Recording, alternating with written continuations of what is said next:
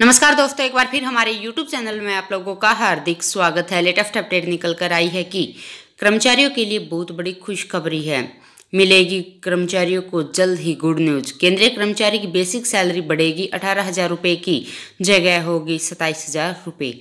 तो दोस्तों हम आपको सब डिटेल में बताएंगे। अगर आप हमारे चैनल पर फर्स्ट टाइम विजिट कर रहे हैं तो चैनल को लाइक कर दीजिए, सब्सक्राइब कर दीजिए, साथ ही साथ बेल आइकन को भी बजा दीजिए ताकि गवर्नमेंट या पेंशन से संबंधित जितनी भी न्यूज आती है उनकी नोटिफिकेशन आप लोगों के पास तुरंत पहुँच के। तो करते हैं वीडियो को स्टार्ट बिना किसी देरी की।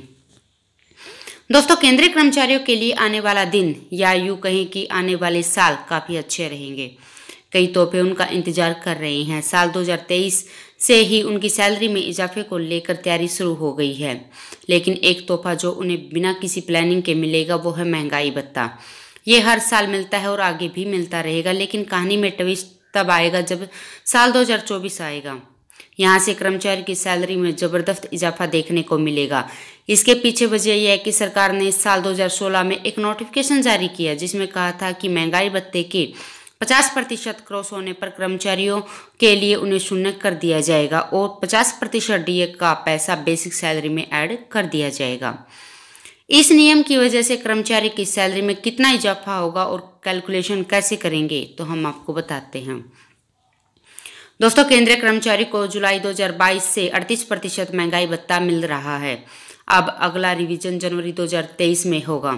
इसके आंकड़े आने शुरू हो चुके हैं। जुलाई से सितंबर तक के महंगाई भत्ते के आंकड़े आ चुके हैं। नवंबर के अंत में अक्टूबर का भी नंबर आ जाएगा।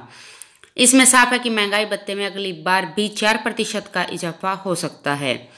एक्सपर्ट के मुताबिक दुनिया भर में महंगाई लगातार बढ़ रही है। हालांकि भारत में इसे काबू करने के लिए कदम उठाए जा रहे हैं, लेकिन पिछले महीने रिटेल और थोक महंगाई में कमी देखी गई है। ऐसे में महंगाई भत्ते में इजाफे की ही उम्मीद है।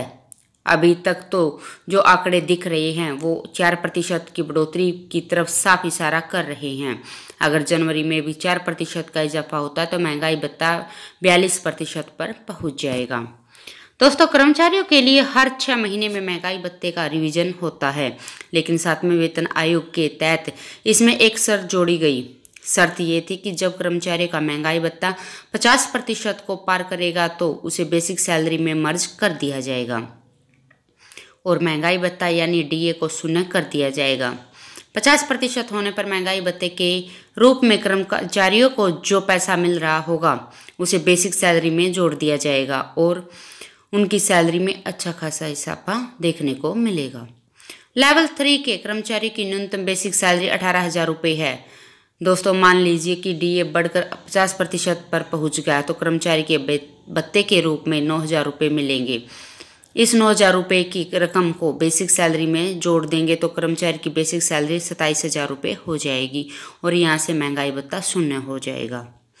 नया वेतनमान लागू होने पर कर्मचारी को मिलने वाला डीए को मूल वेतन में जोड़ दिया जाएगा। एक्सपर्ट की माने तो नियमों के मुताबिक कर्मचारियों को मिलने वाला डीए को 100% मूल वेतन में जोड़ा जाने लगा। साल 2016 में सरकार के नियमों में बदलाव किया। साल 2006 में जब छठा वेतनमान आया था तो उस समय 5वें वेतनमान में दिसंबर तक 187% डीए मिल रहा था।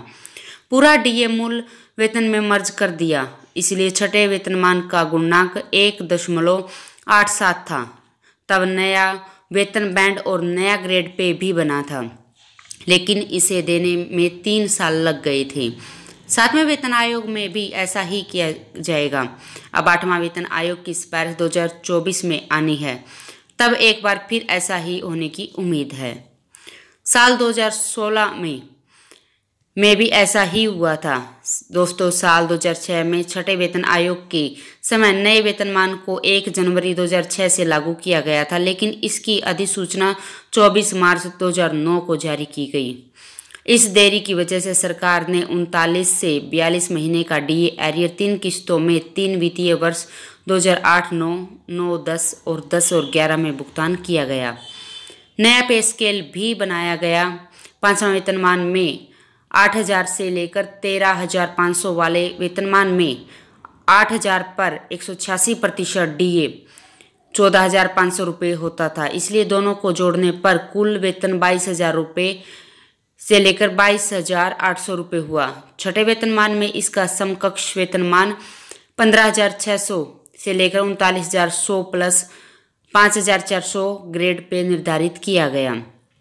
छठे वेतनमान में भी यह वेतन 15,600 से 5,040 प्लस 21,000 और इस पर 1 जनवरी 2009 को 16% DA 2,226 जोड़ने पर कुल वेतन 23,226 रुपये तय किया गया। और चौथा वेतन आयोग की सिफारिश 1986, पांचवें वेतन आयोग की सिफारिश 1996 और छठे की 2006 में लागू की गई और सातवें कमीशन की सिफारिश जनवरी 2016 में लागू की गई।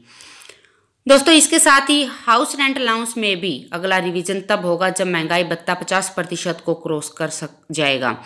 इसमें 3% का इजाफा होना है। फिलहाल अधिकतम दर 27% है, जिसे बढ़ाकर 30% कर दिया जाएगा। सरकार मेमोरेंडम के मुताबिक DA में 50% क्रॉस होने पर HRA 30%, 20 और 10% होगा। हाउस रेंट अलाउंस की कैटेगरी X, Y और Z क्लास कैटेगरियों में बांटी जाएगी, जिसमें शहरों की लिस्ट है। जो केंद्रीय कर्मचारी X कैटेगरी में आते हैं उन्हें 27%, Y क्लास वालों को 18% और Z क्लास वालों को 9% HRA फिलहाल है। इसमें 3-3% का रिवीजन होना है। तो दोस्तों, आज के लिए इतना ही। मिलते हैं नेक्स्ट वीडियो में, तब तक के लिए जय हिंद, जय भारत।